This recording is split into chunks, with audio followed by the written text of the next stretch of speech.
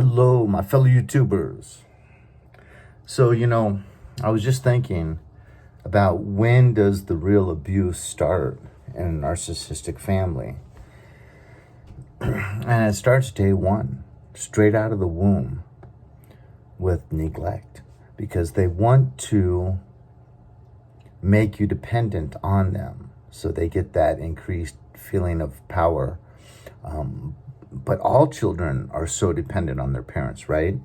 But they want to make you dependent in such a way that when you get older, you're still going to have a crushed spirit, a low self-esteem, anxiety, depression, so that they can pin you as a needy child and gain more sympathy from that.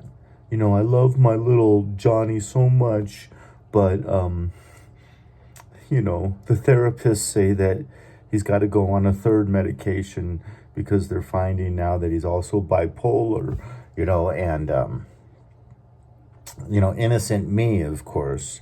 But, so they're really gonna, there's such importance with those first couple years of life. Like the old famous experiment with monkeys. It may have been chimpanzees, I'm not sure. But they have these little tiny ones, and they have two iron mothers, right? One iron mother is covered in fur that makes the thing more like a real entity, and they can cozy up in the arms because there's soft fur there and feel somewhat like that's a real mother that's gonna protect them and love them. And then the other mother has no fur, but she has little sucking instruments to get nutrients in milk. And the babies in this experiment choose the mother with no food over the mother with food available, but no soft fur covering the iron statue. And it speaks volumes because it really so clearly says how much infants really, really need that feeling of safety and love and comfort from their mother primarily. Obviously, if a dad was able to stay home all day with the babies, that would suffice. But anyways, traditionally speaking, so on and so forth. So it starts with real neglect. And then they start to assign roles as you get into toddler and, preschool age. And then they're going to turn the siblings against them, triangulate them so that, but you can see it happens to all the children within one of these really you could just have, if it's just a mother and a father, it could just be the mother is a covert narcissist or really any kind of narcissist, and the father could be normal. That's enough, because once again, most of that affection and love or lack thereof is coming from that mother. But if it's really going to be a narcissistic family cult, usually both parents are toxic.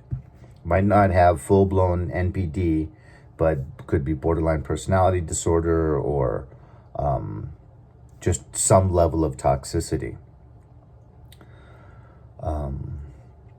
But you can see that even with the golden child, that golden child is also going through that neglect, and they're also traumatized from that lack of neglect.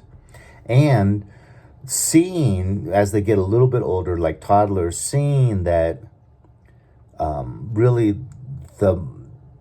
there's no real genuine love, that the mother and or the father are really kind of self-centered, and they're just not interested in trying to meet that child's needs.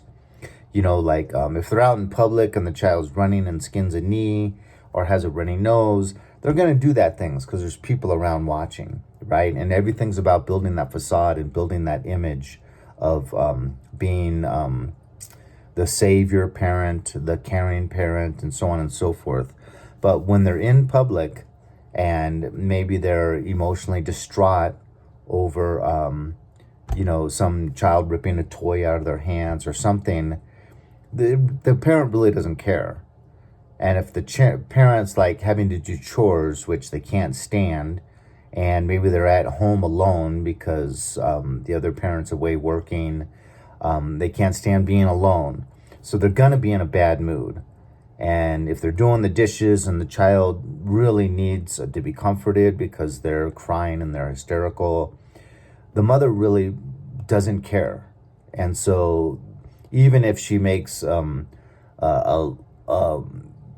a really small effort, it's not going to be enough to get the child to feel that they're safe. At this age, that's the primary feeling, and they get that feeling of safety through that comforting, that love, and that support when they need it. I don't care if you're upset because you're alone. I don't care if you're upset because you're having to do these chores that you can't stand. I need you right now. And if you're not going to meet my needs right now, you're throwing into jeopardy my whole ability to feel comforted, loved, and safe. Because think about it, they say you choose that pathway of kind of being an empath or a narcissist around age 7. And so much trauma has already taken place and neglect by that small little single digit age of 7. Because, like I said, that golden child, if the scapegoated child is really kind of got some trauma and some emotional wounds, you're going to believe that golden child does too. So usually the golden child will become a narcissist. But they went through that same trauma because the parent knowingly wants to create trauma, wants to create emotional wounds, and wants to make them psychologically unbalanced, so that for their whole life they're going to have these children, even adult children, that look to them for everything: financial support, emotional support, guidance. What decisions should I make?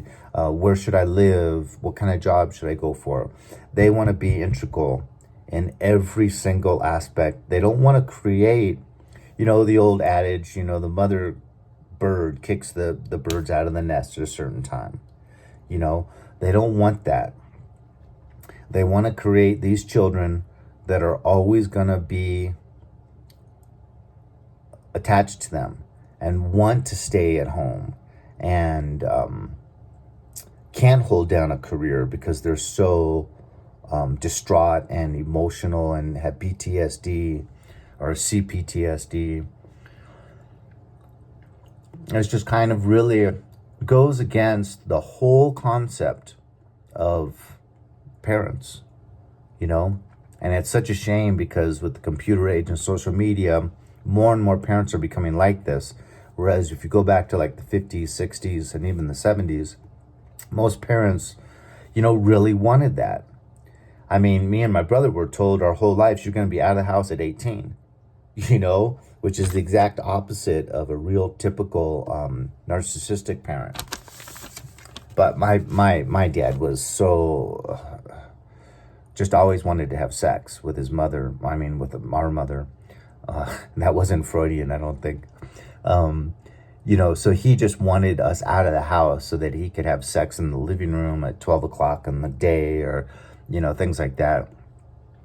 And I think that was a real tool that my mother was using with him.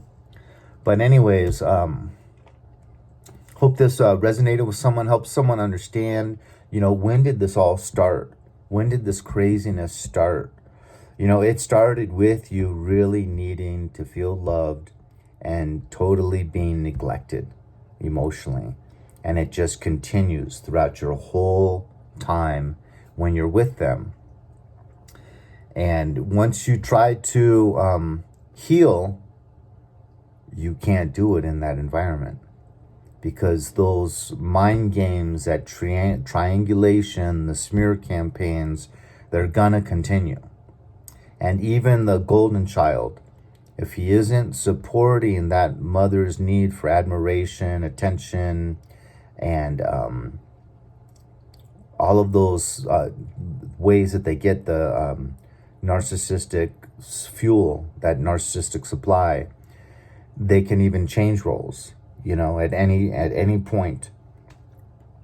And they could even discard the golden child, someone that's been the golden child for 30 years. Now, that golden child would never in a million years suspected that would happen.